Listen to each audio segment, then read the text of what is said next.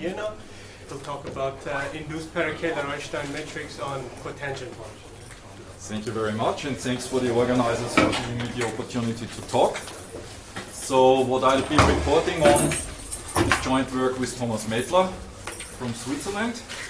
And the thing I'm actually talking about is a preprint of this here, but it builds on work that we've done earlier. So, what is this about? So if you have a smooth manifold and you have a torsion-free connection on the tangent bundle, then you can use this to construct a canonical metric on the cotangent bundle, which is called the Petersen-Walker metric. And this is actually a very simple construction. And then there have been several modifications of this Petersen-Walker metric proposed, in particular some of them with projective geometry ideas in mind, like the thing that for projectively related connections produces conformally equivalent metrics that has been done by several people, some of whom are in the room. But here I'm going for another direction of modifications, and this applies to wile connections of a torsion-free AHS structure, so it's not only for projective, it's also for conformal and for Grassmannian. And yeah, the construction we give here modifies this Petersen-Walker metric in a uniform way, in such a way that the resulting metric is para-Kähler-Einstein, and up to isomorphism depends only on the underlying AHS structure. So that's the story. Yeah, I should give a warning right at the beginning. I'm explaining things in the wrong order in a way. So in the opposite direction than they historically developed. So I will start by describing the outcome, in particular in the case of projective conformal and 2M Grassmannian structures. These are the three structures for which there are non-flat torsion-free examples. So therefore there's the biggest variety there. But in fact also locally flat geometries are of interest for this construction. Yeah, and I'll start by outlining what the final result looks like in these three cases. And then I'll move backwards in time somehow and first get to a uniform description of these three cases, and then in the end explain how everything arises in a very simple and conceptual way if you start with a Cartan geometry point of view. And this basically follows the philosophy that Jan was proposing in his talk.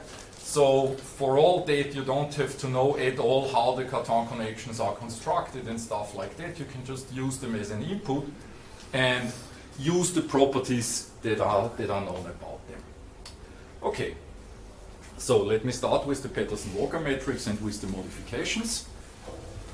Right, so as I said, you start with a smooth manifold of dimension n, greater or equal to 2, for some of the structures greater or equal to 3 or even higher. And you take a torsion-free linear connection of Tm. Then this also gives you an induced connection on the cotangent bundle. And since you have a connection on this vector bundle, you get a splitting of its tangent bundle. So you get a horizontal subbundle in the tangent bundle of the cotangent bundle, which is complementary to the vertical subbundle.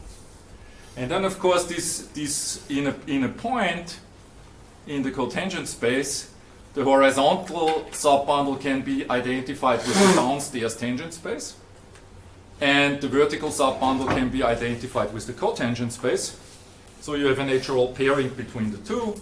Viewing this as a bilinear form on the tangent space, you can symmetrize and alternate, thus getting a split signature metric on the one hand, and a non-degenerate 2 form on the other hand, if you want. Okay, but the main point here is symmetrizing. You get a pseudo-Riemannian metric, which I will denote by H nabla on the cotangent bundle, for which the two subbundles are isotropic by construction, and that's the classical Petersen-Walker metric. And as I said, there have been several ways to modify this metric, and in particular there was this guided from projective geometry and the Pfefferman-like construction and modification that leads to conformally related metrics if you start with projectively related torsion-free connections. But this construction almost never produces Einstein matrix except in locally flat matrix. If the original structure you start with is locally flat. And then there was a different construction for two-dimensional projective structures in an article by Maciek Dunajski and Thomas Mettler, which also used tools from projective differential geometry, so they were building things from the standard tractor bundle or the standard co-tractor bundle. And they proposed a modification of this Petersen-Walker metric H nabla that on the one hand involves the Ricci curvature of the connection, more precisely its Scouten tensor, and on the other hand the tautological one form on the cotangent bundle. And if you modify the metric in a natural way using these two ingredients, then what they proved is that together with essentially the canonical symplectic form, so it's a slight modification of the canonical symplectic form if the connection does not preserve a volume form, but if the connection preserves a volume form, then it's the canonical symplectic form on the nose. And then this modification defines a self-dual para-Kähler-Einstein metric on the four-manifold T star M. So this was the result of Dunajski and Mettler, and they related this to several other gauge theory constructions and stuff like that, but this will not be so important for me here. Okay, so now let me describe the analog of their result in general dimensions. So what you can do is the following.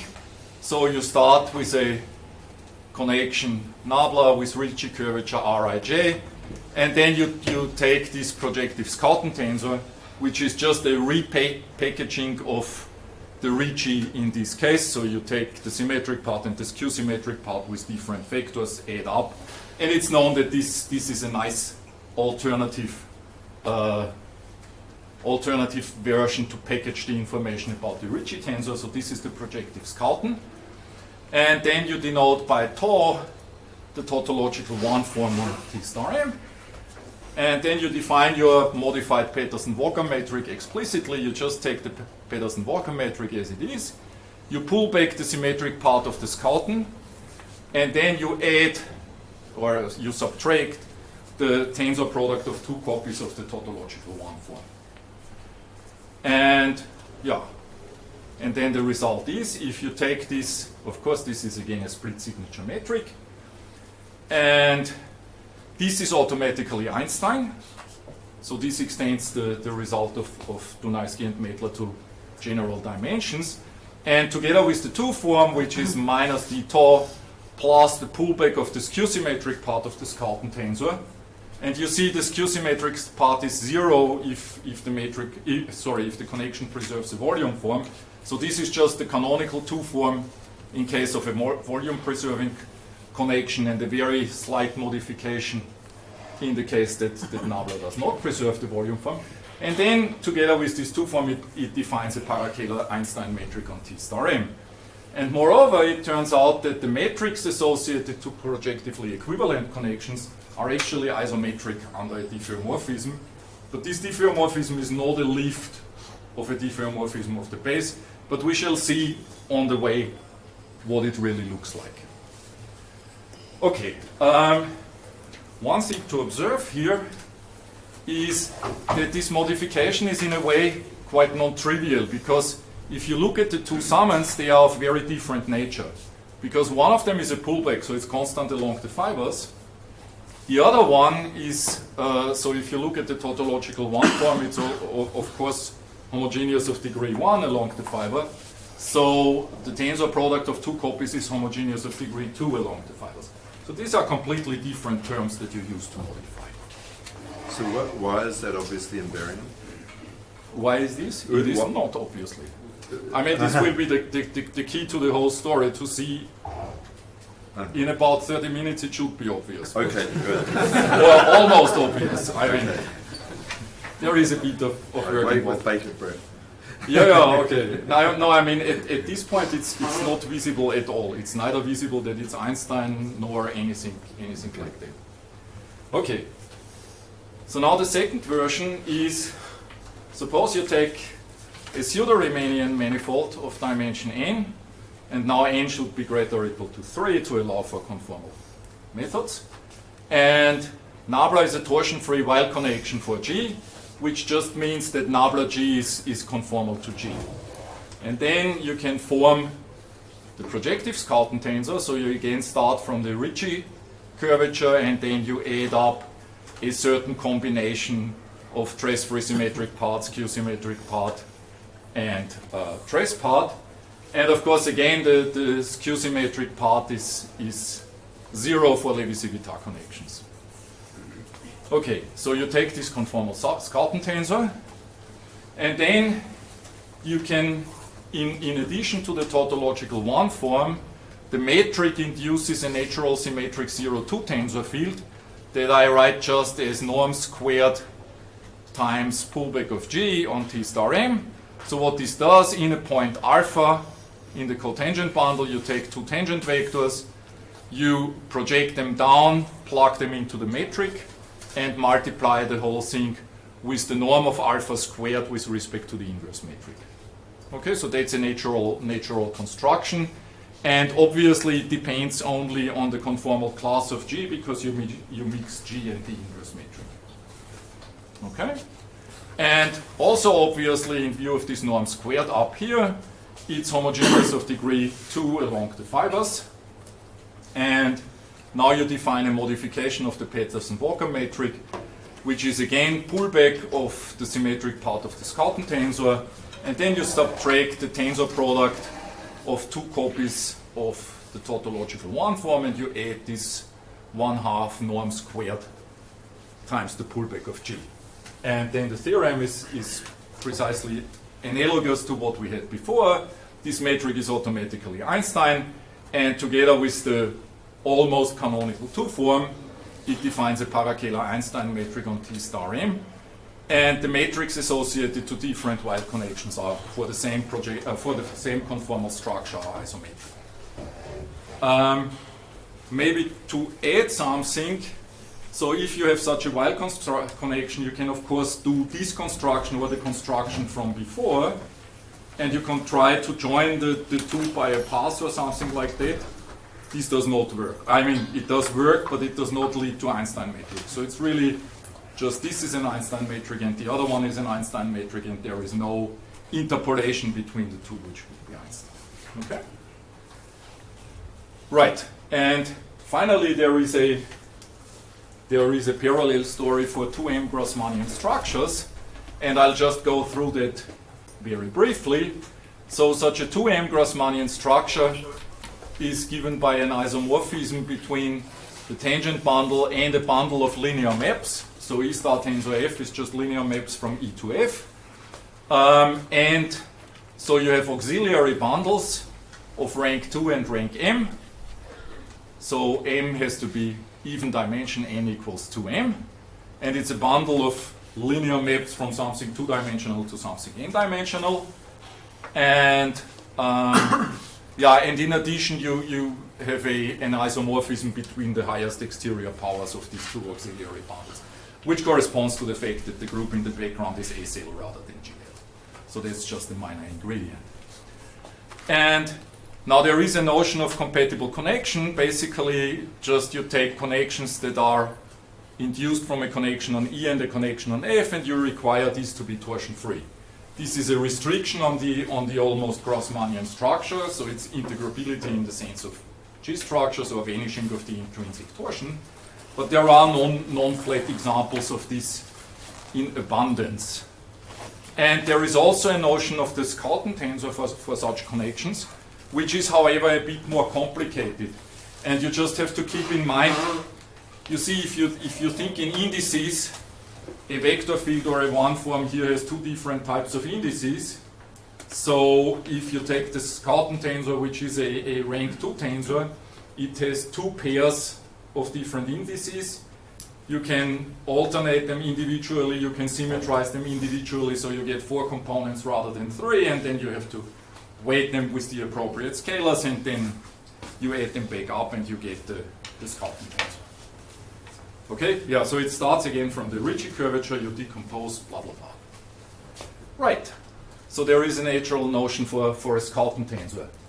Now the other ingredient that you need to modify the Petersen-Walker metric is probably more surprising in this situation, because what you can do is you get an improved version of the tautological one form in this situation.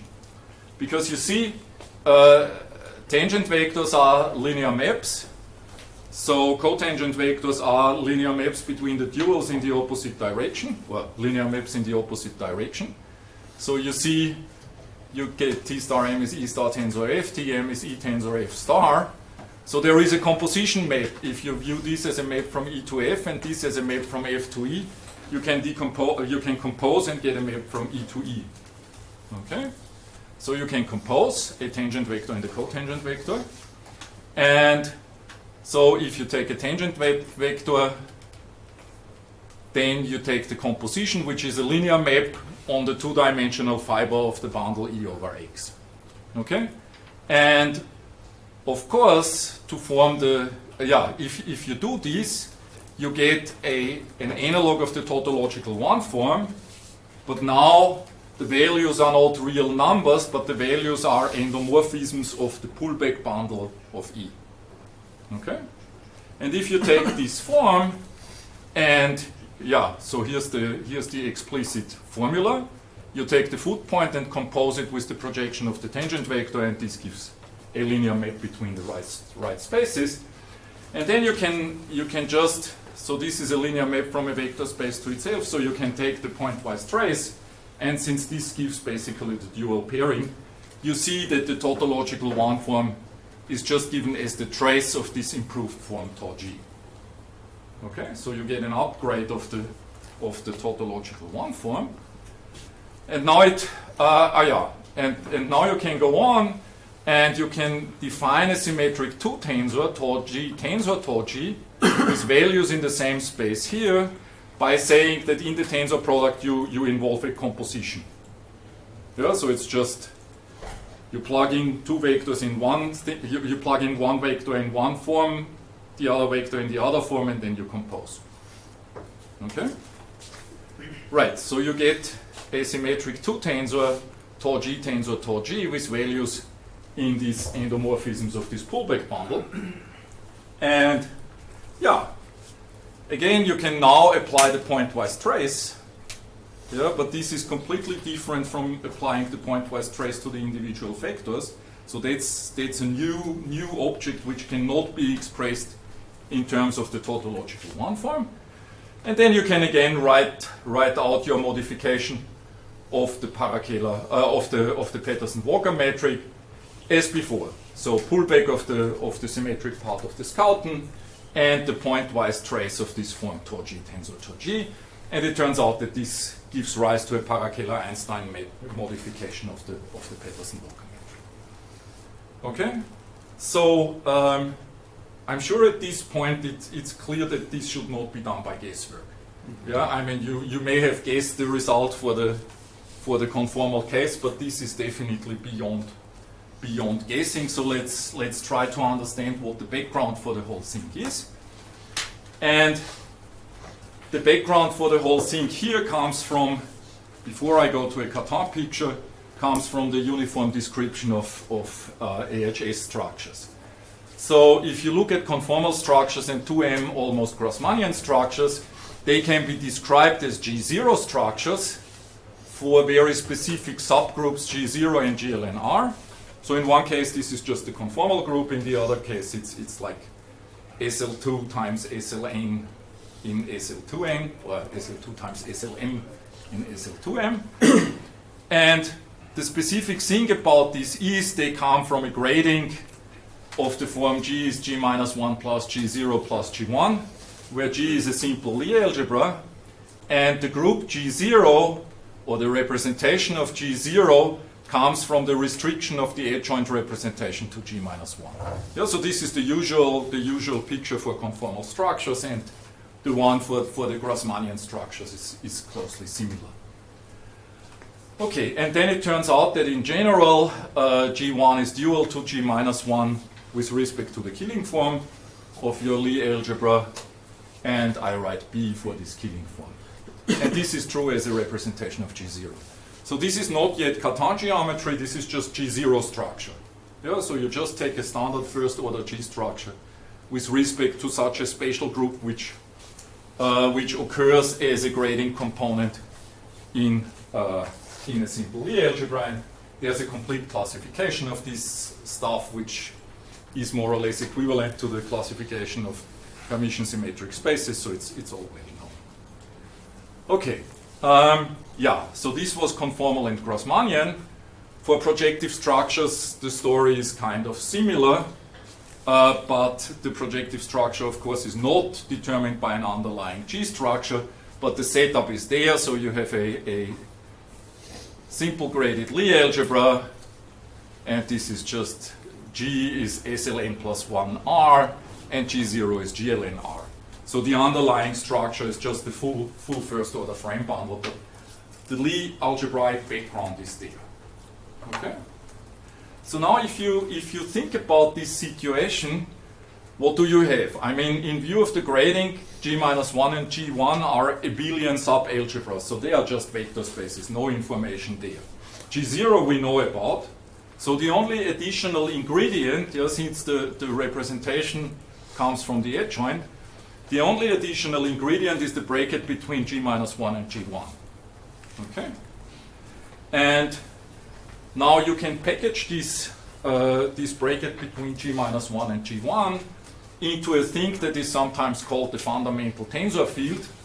Yeah, this goes back to the Japanese school, Kobayashi, Oki, people around him who studied these things intensively, and they were using this fundamental tensor field quite a lot. And this fundamental tensor field is of type 2-2, and it's so you can just describe it as a multilinear map on copies of G1 and G minus 1. And my convention will be like that. I take Z and W in G1, X and Y in G minus 1. And then what you do is you form a triple bracket, which just means you take the bracket between G minus 1 and G1, interpret it as an endomorphism on G minus 1, and then pair again with G1. Yeah, so this is a very natural thing to do. Okay, and the factor of 1/2, of course, is just convenience. Okay, and then you go to, yeah, if you look at the Jacobi identity plus the fact that this G minus 1 is abelian, you see that this is symmetric in X and Y. And if you use invariance of the Killing form, then you see that it's also symmetric in Z and W. So overall, it is a tensor field, which I denote by Q, in S2Tm tensor S2T star. Yeah, so it's a 2-2 tensor field which is symmetric in both parts of indices. Okay. And now there is quite a beautiful picture. Namely, you can view the tautological 1 form on T star M as a leaf of the canonical 1-1 tensor field that is just the identity map on the tangent bundle. Yeah, you take this 1-1 tensor field, insert one foot point and the projection of one tangent vector, you get the tautological 1 form. Okay? Yeah, so if you start with the identity map, you get a 0-1 tensor field on T star M, which is homogeneous of degree 1 along the fibers. Now, in the same way, you can use the tensor field Q on M to define a symmetric 0-2 tensor field Q tilde on T star M. So what you do is you take a point alpha in the cotangent bundle and two tangent vectors are at alpha, and now you take this Q tilde is just given by hooking two copies of the foot point and the projections of the two tangent vectors. Oh, there should be a Y here, of course. Yeah, so you project the two tangent vectors, you insert the foot point, and you get you get a 0,2 tensor field, which is obviously homogeneous of degree 2 along the fibers. Okay? Yeah. And it turns out, and this is now the uniform picture for all the examples we had so far, the modification of the Peterson-Walker metric that we had with these three different looking things all comes from a uniform source, because you just take the symmetric part of rho plus this tensor field Q tilde. So for projective structures, this just gives the tensor product of tau tensor tau. For conformal structures, it gives this modification involving norm squared times pullback of G. And for Grassmannian structures, it produces this pointwise trace of G tensor Tg. Okay, so they all have a completely uniform description. And now, yeah, of course, the Lie algebraic, I'm going to say a bit more about that. So, this is one of the two ingredients. The other ingredient was the Schouten tensor, but the Schouten tensor is also defined in a uniform way for all of the AHS structures using Lie algebraic terms. And indeed, you can directly relate the definition of the Schouten tensor to this canonical 2,2 tensor field Q. Namely, what you have to do is, so if you have given a 0,2 tensor field V, you can define a 1,3 tensor field, which I denote by delta V because it's just coming from a Lie algebra cohomology differential. And this delta V has curvature symmetries by saying that if you plug in x1, x2, x3 and pair with an element in the dual, then what you should get is this fundamental tensor field Q acting on Z, V of x1, x2, x3 minus alternating in x1, x2. Yeah, so you see that this delta V is alternating in x1, x2, which is what I mean by the fact that it has curvature symmetries. Okay? And then the usual characterization of the Schouten tensor that comes from the normality, blah, blah, blah, is just if you have a torsion-free compatible connection and R is the curvature of this connection, then you can find uniquely a 0,2 tensor capital rho such that R minus delta rho has vanishing rigid type contraction. This is the usual picture for normality. So this gives you a uniform definition of the Schouten tensor, and now all the ingredients just come from the Lie algebraic background and essentially from the tensor field Q. So at this point you have these modifications of the Peterson-Walker metric in a completely uniform picture, and probably Kobayashi and collaborators would now go ahead and verify from this explicit formula using the Lie algebraic techniques that you get an Einstein metric in each case and so on and so forth. So this should certainly be possible. Yeah, it turns out, however, that there is a much more neat way to arrive to this. And this is also how we originally came to the idea to construct these metrics. And this is based on a Cartan geometric description of this, or on the Cartan geometric description of the AHS structures. And that's now the second part. So let me explain how this actually arises. And that's the main feature about these AHS structures, is that these G0 structures that we were talking about before, they can be canonically extended to normal Cartan geometries. So what this means is, by definition, the G0 structure comes from a G0 principal bundle. This can be canonically extended to a principal bundle with structure group P, which contains G0 and has Lie algebra G0 plus G1. And this bundle can be endowed with a canonical Cartan connection, omega, which is a one form on the Cartan bundle with values in the Lie algebra G.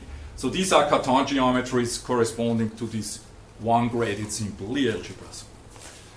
Okay, and the curvature satisfies a normalization condition, which again has a clear-cut Lie algebraic meaning. Yeah? So it's related to the co-differential or to the Lie algebra homology differential. And the precise form will not be terribly important here. And now what you can do in this situation is a rather simple trick, which is like an analog of a correspondence space construction. So you can take the Cartan bundle and factorize by the smaller subgroup G0. So, and you define this to be A, maybe not a very, very interesting name, but can't help. So you take G mod G0, which can be written as the associated bundle corresponding to the homogeneous space P mod G0 over N. So this is a natural fiber bundle, and of course, since this is an orbit space by the principal right action restricted to a subgroup, G over A is a principal fiber bundle with structure group G0. Moreover, if you take your original Cartan connection, it is of course also a Cartan connection on this principal bundle with smaller structure group. So this G over A is a Cartan geometry with homogeneous model G mod G0. But now if you look at G mod G0, then we had this, maybe I shouldn't go back, oh yeah, we had the grading here. So G minus 1 plus G1 naturally is a complement to G0, which splits into a direct sum of two pieces of the same dimension and so on and so forth.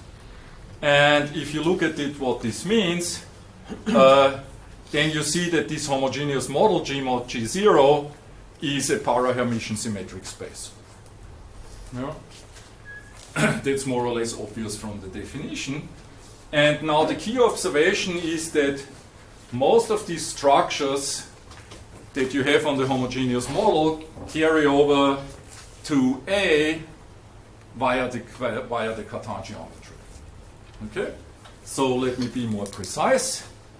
So we heard this several times. The tangent bundle of a Cartan geometry is associated to G mod G0. This can be decomposed as G minus 1 plus G1, so you get a decomposition of the tangent bundle into L minus plus S L plus, where these are just the associated bundles corresponding to G1 and G minus 1. Second, these two inducing representations are dual to each other, so we naturally have a pairing between these two subbundles. As before, we can alternate and symmetrize. And so we get a split signature metric on A and a non-degenerate two-form on A by symmetrizing and alternating. Okay? Now, moreover, since you have a G0 invariant splitting of G into G0 plus a complement, you get a canonical connection from the Cartan connection. So the G0 component of the Cartan connection is a principal connection on G over A, and all the structures we introduced so far are parallel for this connection. So in particular, the decomposition into the subbundles is preserved, the metric is preserved, the two-form is preserved, and so on and so forth. Okay? Right. So far these were just first principles. We are just observed that whatever happens on representations happens on associated bundles. Now it becomes more complicated, because if you want to understand the properties of this structure, then this mainly amounts to understanding what it means that omega is normal for the geometric structures that you get on A. And already the first step shows that what's going to come is not so easy, because it turns out that this canonical connection that you get on the tangent bundle of A basically is never torsion-free. Yeah, it's only torsion-free if the initial Cartan geometry is flat, so that's uninteresting. And so since this connection has torsion, it's much more complicated to interpret what these conditions on being parallel mean. Yeah, if it were torsion-free, you would know, for example, immediately that omega is symplectic, because it's preserved by a torsion-free connection, but it's not. Okay? And that's the second part. So omega is symplectic, if and only if the original geometry is torsion-free. Yeah, and it's easy to see that this is necessary, and there is a bit of subtle computations with Bianchi identities to prove that it's also sufficient. Okay, and finally, that's the main part. If the geometry on M is torsion-free, then the split signature metric H is para-Kähler-Einstein with fundamental two-form omega. Yeah, we already know that omega is symplectic. We have the isotropic subbundles that are compatible. And so the last bit is to prove that the normality of the Cartan connection omega actually implies the Einstein condition for this metric. And again, it's complicated because, I mean, you know how to construct the Levi-Civita connection from any metric connection, but this induces a correction term that involves torsion, and so it's quite a bit of computational effort to verify all that. Okay, so how is this related to the cotangent bundle? And this is how we originally somehow came to these things, apart from being motivated by the Dunajsky-Mettler work and trying to understand it. So this A was just the associated bundle to the Cartan bundle with respect to the homogeneous space P mod G0. And now general principal bundle theory tells you that the sections of this bundle are equivalent to reductions of structure group from P to G0. That's just general nonsense. So sections from M to A parameterize reductions of the Cartan bundle to the structure group G0, and such a reduction can be equivalently expressed as a G0 equivariant section from this underlying G structure to the Cartan bundle, and these are known as Weil structures and are well understood for quite some time by now.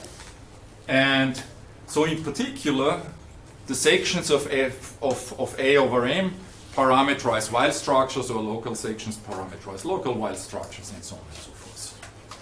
Okay. Yeah, and now, if you look at this description now and you have the relation between the two Cartan geometries, it's relatively easy to obtain a relation between natural bundles on A and natural bundles on M, because they are related by representations of similar groups.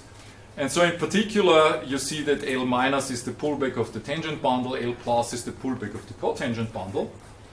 And if you choose a section from M to A, then you can obtain the corresponding Weil connection, the Schouten tensor, and so on, as pullbacks of objects on this space A.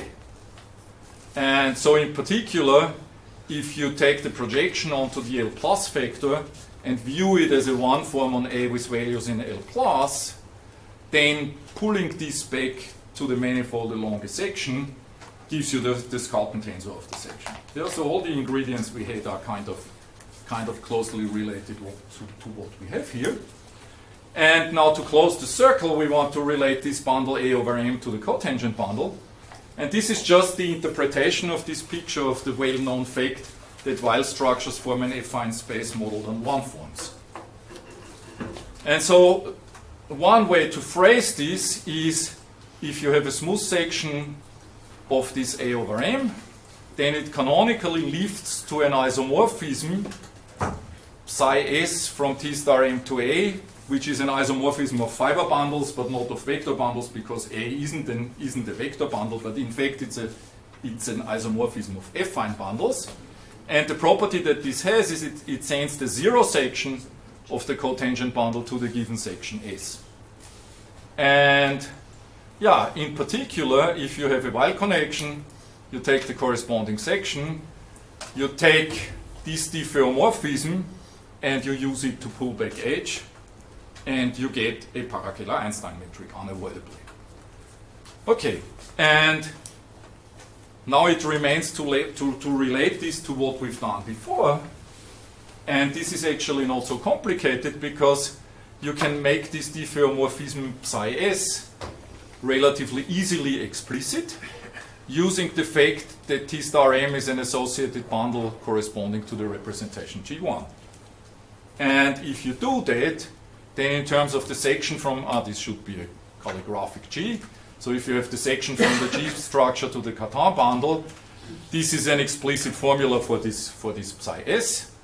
And if you want to compute the pullback of omega of h and capital omega along this diffeomorphism, you mainly need computing the pullbacks of the components of the Cartan connection via this mapping here. Okay?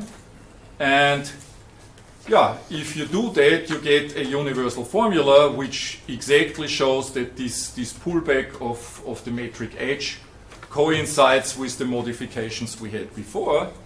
And it's relatively easy to understand how the two factors come up, because this Scouten factor just comes from the pullback of the G1 component omega 1, because this induces the Scouten tensor.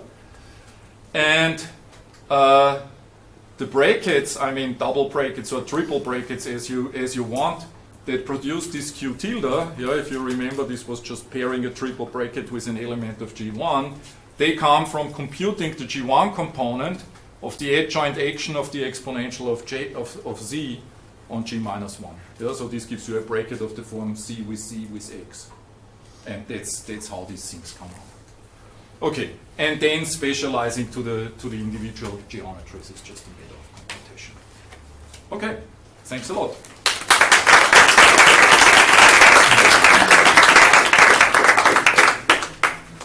Question?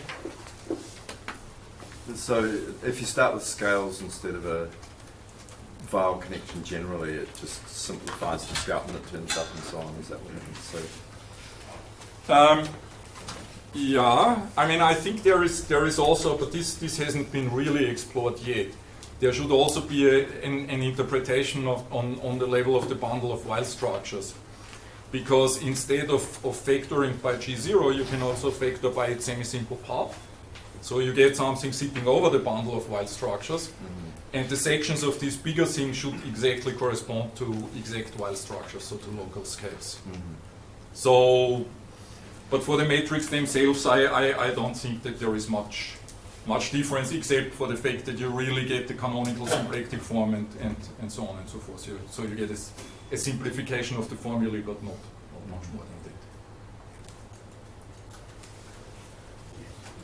Other one-graded geometries? It works, no problem.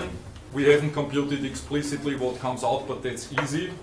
The point is this is the only one-graded, these are the only one-graded geometries for which there are torsion-free examples that are non-flat.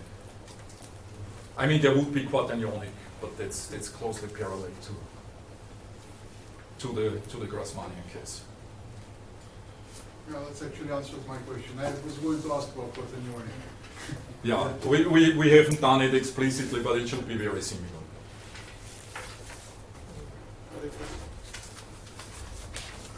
I have a question about it, because you call this para-Kähler-Einstein, right? Yep.